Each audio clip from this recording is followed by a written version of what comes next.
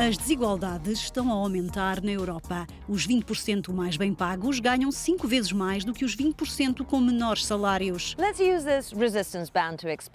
A desigualdade resulta da progressão mais rápida dos salários mais altos e de um aumento menor dos salários mais baixos. O crescimento lento dos salários mais baixos tem sido um dos principais problemas da Europa depois da crise.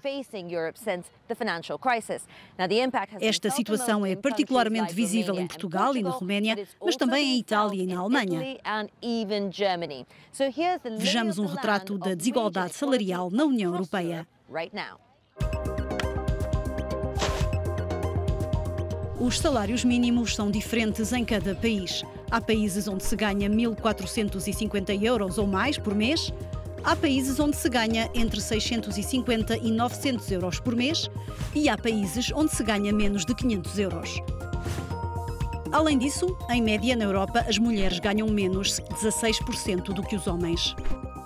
A desigualdade salarial homem-mulher é maior na Estónia, onde atinge os 25%, e menor na Roménia, onde ronda os 5%.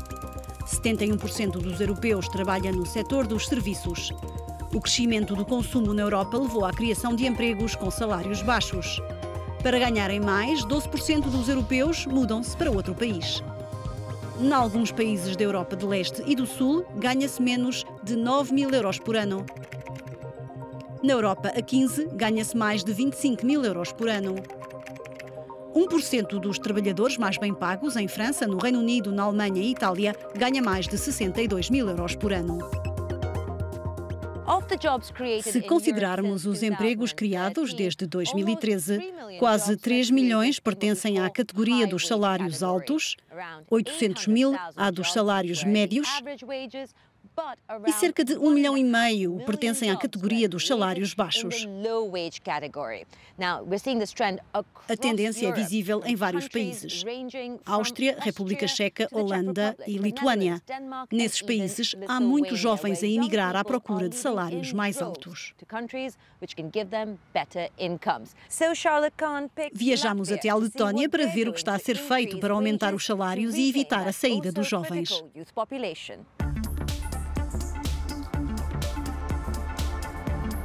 Este grupo de jovens em Riga decidiu ficar a trabalhar na Letónia. Uma escolha difícil porque os salários são baixos. Na Letónia ganha-se 4 euros à hora, 3 vezes menos do que a média da União Europeia. A desigualdade salarial é mais elevada e os jovens emigram à procura de melhores salários. Este ano, o governo letão aumentou o salário mínimo para 430 euros por mês para ajudar as famílias com menores rendimentos. Em termos salariais, a Letónia é um país de extremos.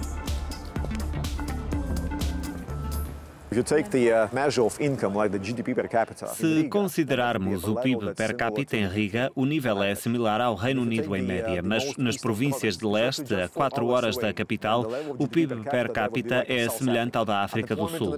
A taxa de desemprego em Riga é de 4 a 5%, mas em Latgale é de 18%.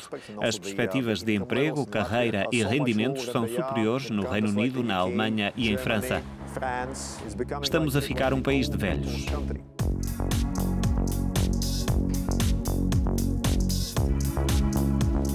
Para incitar os jovens a ficarem no país, o governo da Letónia decidiu investir na educação e na formação, privilegiando os setores das novas tecnologias da informação e da comunicação.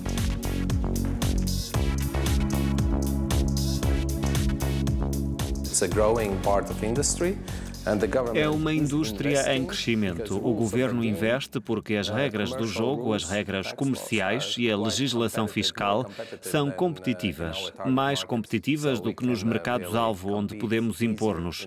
As perspectivas de uma empresa na área das tecnologias da comunicação são positivas a 100%.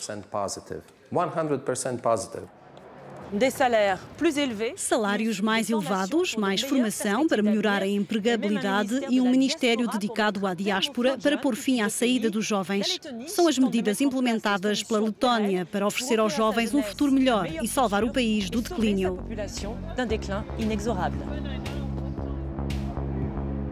Viajamos até Bruxelas para falar com o secretário-geral da Confederação Europeia dos Sindicatos, Luca Vicentini. Lançámos-lhe o desafio de nos trazer um objeto que representa desigualdade, o que trouxe.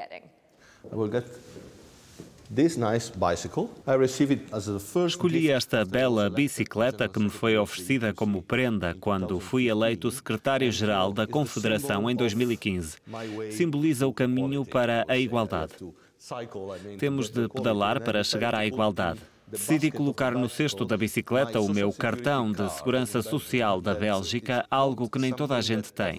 É também um símbolo do longo caminho a percorrer para atingir a igualdade, mesmo em países desenvolvidos do ponto de vista da proteção social e dos direitos, como é a Bélgica. A desigualdade afeta o crescimento dos países? Completamente. A desigualdade reduz a produtividade e a competitividade e, infelizmente, não torna o mercado de trabalho mais eficiente. A desigualdade obriga a gastar o orçamento público para ajudar os trabalhadores precários que não têm reformas no final da carreira e as pessoas que não têm subsídio de desemprego ou que estão em situação de pobreza. Todas essas pessoas precisam de apoio público, o que consome recursos que podiam ser investidos. No final, é um círculo vicioso que destrói o potencial de crescimento da economia. Pensa que, essencialmente, o problema tem a ver com a fragilidade da negociação coletiva na Europa? O problema não é o facto de os sindicatos terem menos força, é o facto de os sistemas de negociação coletiva terem sido atacados durante a crise na sequência das medidas de austeridade. Isso levou ao enfraquecimento dos sindicatos e das associações de empregadores. Quando os parceiros sociais são fracos, é muito difícil gerir a evolução da economia de modo a reduzir as desigualdades. É o líder dos sindicatos na Europa, mas se olharmos para o resto do mundo, podemos concluir que a própria natureza da globalização leva à redução dos salários? Se olharmos para uma empresa e para os custos de produção e exportação, a componente salarial é muito baixa, entre 5% a 15%. O restante é investimento, especialmente em inovação tecnológica, digitalização e automação dos processos e também em qualidade da produção. São esses os elementos que fazem a diferença em termos competitivos. As exportações representam metade do problema. A outra metade é o consumo interno. Se aumentarmos os salários de acordo com a produtividade, estimulamos as exportações e a procura interna. Assim, o modelo de crescimento económico torna-se sustentável no longo prazo e os parceiros sociais fazem parte da solução. Se o conseguirmos fazer, poderemos recuperar a confiança na União Europeia. Será interessante ver o que se passará. Muito obrigada pela entrevista. Obrigado. Obrigada por ver o nosso programa. Despedimos-nos de Bruxelas.